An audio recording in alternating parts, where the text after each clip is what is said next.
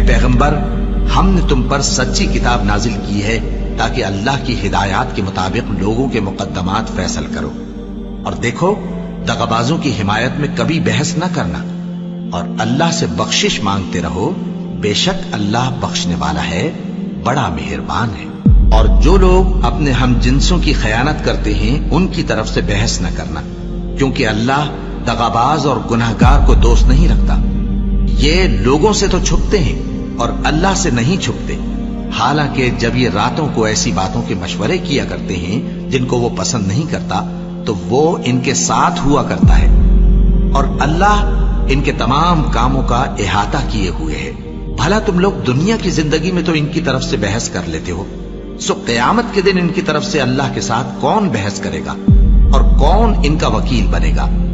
اور جو شخص کوئی برا کام کر بیٹھے یا اپنے حق میں ظلم کر لے پھر اللہ سے بخشش مانگے تو اللہ کو بڑا بخشنے والا، بڑا مہربان پائے گا۔ اور جو کوئی گناہ کرتا ہے تو اس کا وبال اسی پر ہے، اور اللہ سب کچھ جاننے والا ہے، حکمت والا ہے۔